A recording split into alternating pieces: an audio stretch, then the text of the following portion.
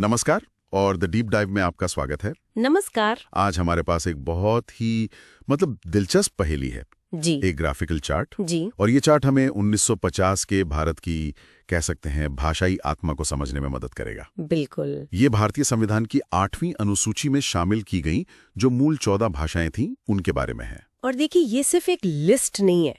इसकी खूबसूरती ये है कि ये इन भाषाओं को याद करने के लिए कुछ मजेदार स्मृति सूत्र या मेमोनिक्स देता है। हाँ, मेमोनिक्स। लेकिन आज हम सिर्फ इन सूत्रों को रटने वाले नहीं है ना? हाँ, नहीं, बिल्कुल नहीं। बल्कि इनके पीछे जो पैटर्न है, जो कहानी है, उसे समझने की कोशिश करेंगे। बिल्कुल। ये चर्चा सिर्फ क्या के बारे में नहीं बल्कि क्यों के बारे में भी होगी। लेकिन इससे पहले कि हम इस चार्ट की गहराई में उतरें, एक सवाल जो शायद कई लोगों के मन में होगा। पूछिए। ये 8वीं अनुसूची आखिर है क्या? इसकी इतनी अहमियत क्यों है? ये एक बहुत जरूरी सवाल है। देखिए, आसान भाषा में कहें तो संविधान की 8वीं अनुसूची भारत की आधिकारिक भाषाओं का एक तरह से हॉल ऑफ फेम है। अच्छा, हॉल ऑफ फेम। जी।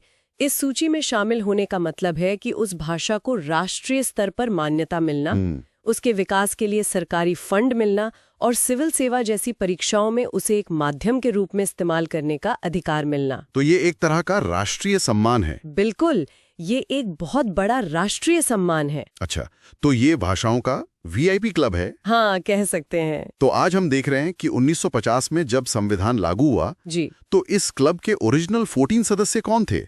जी, हमारा स्रोत ये चार्ट हमें इन 14 भाषाओं की एक यात्रा पर ले जाता है। एक सफर पर। हाँ, दक्षिण से शुरू होकर फिर उत्तर पश्चिम, फिर पूर्व और आखिर में 2 ऐसी भाषाएं जो किसी एक इलाके में बंधी नहीं है। तो चलिए शुरू करें। चलिए इस कोड को तोड़ना शुरू करते हैं।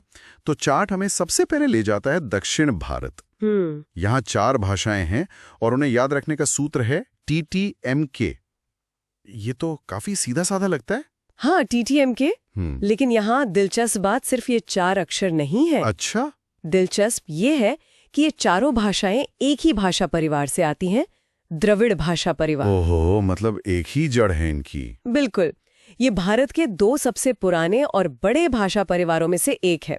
तो TTMK का पहला T है तमिल के लिए, तमिल, और दूसरा T है तेलुगु के लिए। ठीक है। फिर M है मलयालम के लिए और K है कन्नड़ के लिए। तमिल, तेलुगु, मलयालम और कन्नड़, TTMK। जी।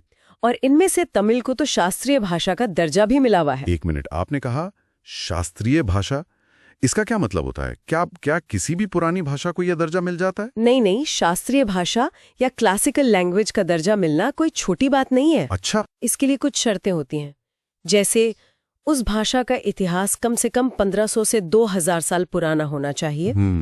उसका अपना मौलिक और प्राचीन साहित्य होना चाहिए जो किसी दूसरी भाषा से उधार ना लिया गया हो, और उसकी साहित्यिक परंपरा आज भी जीवित हो। तमिल इन सभी शर्तों को पूरा करती है और इसीलिए उसे ये सम्मान मिला है। ये तो बहुत दिलचस्प है।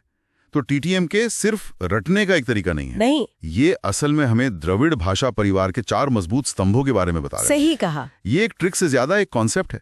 ये सिर्फ एक भौगोलिक बंटवारा नहीं, ये भारत की भाषाई जड़ों की कहानी है। एकदम सही। ये चार्ट असल में भारत के भाषाई इतिहास का एक छोटा सा नक्शा है।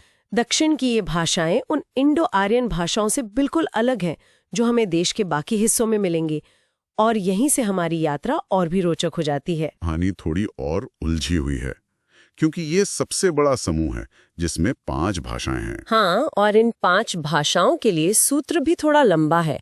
MAR GK HP। MAR GK HP। और स्रोत में इसके साथ एक मजेदार नोट भी है, HP के लैपटॉप से GK। अच्छा, HP के लैपटॉप से GK वाला मुझे वाकई पसंद आया है ना? ये थोड़ा मजेदार है और शायद इसीलिए ज्यादा आसानी से याद रहेगा। आजकल हम सब गैजेट से ही तो सीखते हैं। बिल्कुल। तो चलिए इस कोड को डिकोड करते हैं। बिल्कुल।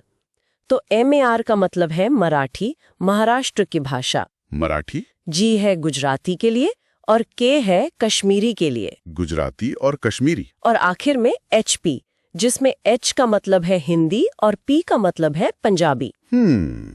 यहाँ मुझे एक बात थोड़ी अजीब लग रही है। क्या? देखिए, मराठी और गुजराती तो पड़ोसी हैं, ये समझ आता है। हिंदी और पंजाबी भी पास पास हैं। जी। लेकिन कश्मीरी को इनके साथ क्यों रखा गया है? भौगोलिक रूप से तो ये बहुत दूर है। क्या इनके बीच कोई गहरा भाषाई संबंध है? आपने बहुत अच्छी बात पकड़ी। यही तो इस चर्चा की गहराई है। अच्छा। भौगोलिक दूरी के बावजूद ये सभी भाषाएं एक ही परिवार की सदस्य हैं, इंडो आर्यन भाषा परिवार। ओहो, तो ये सब भी एक ही परिवार की हैं? जी, यह उस परिवार का हिस्सा है जो हजारों साल पहले मध्य एशिया से यहाँ आया था। तो कश्मीरी, मराठी, गुजराती, हिंदी और पंजाबी, इन सब की जड़ें एक ही जगह हैं। भले ही आज ये अलग-अलग इलाकों में बोली जाती हैं। बिल्कुल, यह समूह हमें भारत के भाषाई प्रवास और विकास की कहानी बताता है। वाह, मतलब ये समूह सिर्फ एक लिस्ट नहीं बल्कि एक ऐतिहासिक यात्रा है। एक तरह से हाँ, यह दिखाता है कि कैसे एक ही भाषाई धारा भारत के अलग-अलग हिस्सों में फैली और विकसित हुई। तो अब तक हमने 4 द्रविड़ और 5 इंडो आर्यन भाषाएं देख ली। जी, कुल 9 भाषाएं। तो अब 9 भाषाएं हो गईं। हाँ, और अब हमारा भाषाई नक्शा हमें भारत के पूर्वी हिस्से की ओर ले जाता है। पूर्व की ओर। इस समूह में 3 भाषाएं हैं और इसका सूत्र भी TTMK की तरह छोटा और कानों को अच्छा लगने वाला है, ओ बे आ। ओ बे आ। ये सूत्र पूर्वी भारत की 3 बहुत ही महत्वपूर्ण और साहित्यिक रूप से समृद्ध भाषाओं को एक साथ लाता है। यहाँ ओ का मतलब है उड़िया, जो उड़ीसा की भाषा है। उड़िया।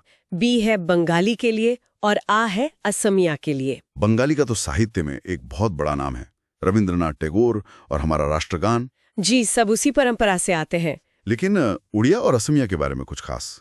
जरूर, उड़िया भी तमिल की तरह एक शास्त्रीय भाषा है। अच्छा, उड़िया भी? हाँ, इसका साहित्य भी बहुत पुराना है और इसकी लिपि जो घुमावदार अक्षरों वाली है, दुनिया की सबसे अनोखी लिपियों में से एक मानी जाती है। और असमिया भाषा जो ब्रह्मपुत्र घाटी में पनपी, उसकी अपनी एक अलग पहचान है। ये तीनों भाषाएं भी इंडो आर्यन परिवार का हिस्सा हैं। तो ये भी इंडो आर्यन? जी, लेकिन भौगोलिक निकटता और सदियों के सांस्कृतिक आदान प्रदान ने इन्हें एक दूसरे से और भी गहराई से जोड़ दिया है। तो ये पूर्वी तिकड़ी भी भाषाई और सांस्कृतिक रूप से आपस में जुड़ी हुई हैं। बिल्कुल। अब तक 9 और 3 यानी 12 भाषाएं हो चुकी हैं। जी, 12 हो गए। अब हम आते हैं आखिरी और सबसे अनोखे समूह पर। अनोखा इसलिए क्योंकि ये समूह किसी एक भौगोलिक क्षेत्र पर आधारित नहीं है। सही। स्रोत इसे शास्त्रीय या सामान्य कहता है और इसमें 2 भाषाएं हैं। इसका सूत्र है SU-SU। SU-SU। मुझे लगता है मैं अंदाजा लगा सकता हूँ। S जरूर संस्कृत के लिए होगा। बिल्कुल सही। पहला S संस्कृत के लिए है।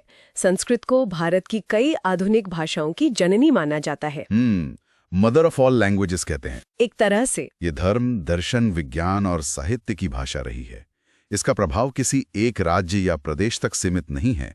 ये पूरे भारत की बौद्धिक विरासत का हिस्सा है। और U, ये उर्दू होनी चाहिए? एकदम। दूसरा U उर्दू के लिए है। उर्दू का विकास भी भारत की धरती पर ही हुआ, दिल्ली और उसके आसपास के इलाकों में। जी, और इसका प्रभाव भी पूरे उपमहाद्वीप में फैला। शायरी, संगीत, फिल्मों के जरिए ये भाषा उत्तर से लेकर दक्षिण तक लोगों के दिलों में बसती है। हिंदी की तरह ही? हाँ, हिंदी की तरह ही ये भी एक बड़े क्षेत्र में समझी और बोली जाती है। तो इन दोनों भाषाओं को एक अलग समूह में रखने का तर्क ये है कि ये किसी एक राज्य की भाषाएं न होकर एक व्यापक सांस्कृतिक और ऐतिहासिक विरासत का हिस्सा हैं। बिल्कुल। ये वो धागे हैं जो पूरे देश के भाषाई ताने बाने को एक साथ बुनते हैं। आपने बिल्कुल सही समझा। ये वर्गीकरण पूरे चार्ट को एक मतलब देता है। इन दोनों भाषाओं को एक अलग श्रेणी में रखना ये दिखाता है कि संविधान बनाने वालों ने न केवल क्षेत्रीय भाषाओं को मान्यता दी, बल्कि उन भाषाओं को भी उतना ही महत्व दिया जिनका चरित्र अखिल भारतीय था, जो पूरे देश की साझी विरासत थी। जी बिल्कुल। तो अगर हम इस पूरी तस्वीर को एक साथ देखें तो ये सिर्फ 14 नामों की एक लिस्ट नहीं है। नहीं, बिल्कुल नहीं। ये 1950 के भारत का एक भाषाई चित्र है। चलिए एक बार जल्दी से इस पूरे नक्शे को फिर से देखते हैं। जरूर। हमने शुरुआत की दक्षिण से, द्रविड़ परिवार के 4 स्तंभों के साथ, TTMK, तमिल, तेलुगु, मलयालम, कन्नड़। फिर हम उत्तर और पश्चिम की विशाल इंडो आर्यन पट्टी पर आए, जहां 5 भाषाएं थी जिन्हें हमने HP के लैपटॉप से याद किया। MAR, GK, HP। Marathi, Gujarati, Kashmiri, Hindi, Punjabi. उसके बाद हम पूर्व की साहित्यिक तिकड़ी की ओर मुड़े। OBA, ओरिया, बंगाली, असमिया। और अंत में वो 2 भाषाएं जो पूरे भारत को सांस्कृतिक रूप से जोड़ती हैं, SU-SU। संस्कृत और उर्दू। 4 + 5 + 3 + 2 कुल 14 भाषाएं। 14 भाषाएं। ये चार्ट और इसके स्मृति सूत्र इन सभी नामों को न केवल याद करना आसान बनाते हैं बल्कि उनके पीछे के भाषाई, भौगोलिक और सांस्कृतिक तर्क को भी समझने में मदद करते हैं। हाँ, ये रटने से कहीं बेहतर है। निश्चित रूप से ये दिखाता है कि कैसे जटिल जानकारी को सरल टुकड़ों में तोड़कर उसे आसानी से समझा जा सकता है। सही कहा। हमने सिर्फ 14 नाम नहीं सीखे, हमने भारत की भाषाई संरचना की नींव को समझा है। तो आज की चर्चा का सार ये है कि कैसे एक साधारण दिखने वाला चार्ट हमें एक बहुत गहरी समझ दे सकता है। हमने भारतीय संविधान की 8वीं अनुसूची की मूल 14 भाषाओं को सिर्फ गिना नहीं, बल्कि उनके क्षेत्रीय, पारिवारिक और सांस्कृतिक संबंधों को भी समझा। जी, ये इस बात का एक बेहतरीन उदाहरण है कि कैसे रचनात्मक तरीके सीखने की प्रक्रिया को आसान और यादगार बना सकते हैं। बिल्कुल। और ये हमें एक बहुत ही महत्वपूर्ण सवाल पर सोचने के लिए भी प्रेरित करता है। अच्छा, हमने ये तो देख लिया कि ये 14 भाषाएं कौन सी थीं, लेकिन ये सोचना भी दिलचस्प होगा कि संविधान के निर्माण के समय इन्हीं 14 भाषाओं को विशेष रूप से क्यों चुना गया था। ये तो सोचने वाली बात है। उस समय भारत में सैकड़ों भाषाएं और बोलियां थीं, तो इन्हीं 14 को ये विशेष दर्जा क्यों मिला? इनके चयन के पीछे क्या ऐतिहासिक, राजनीतिक और सामाजिक कारण रहे होंगे? ये एक बहुत ही गहरा और महत्वपूर्ण प्रश्न है, जिसके जवाब शायद उस समय की राजनीतिक बहसों में छिपे होंगे। और इसके साथ ही ये भी जानना दिलचस्प होगा कि उस मूल सूची में समय के साथ क्या बदलाव हुए हैं। हाँ, क्योंकि अब तो ज्यादा हैं। हाँ, हम जानते हैं कि आज 8वीं अनुसूची में 14 से कहीं ज्यादा 22 भाषाएं हैं। 22 भाषाएं। तो बाकी 8 भाषाएं कौन सी हैं? उन्हें इस हॉल ऑफ फेम में शामिल करने के लिए क्या आंदोलन हुए, क्या प्रक्रिया अपनाई गई और उन्हें जोड़ना क्यों जरूरी समझा गया? ये आगे की खोज के लिए एक बहुत ही रोमांचक विषय हो सकता है। बिल्कुल।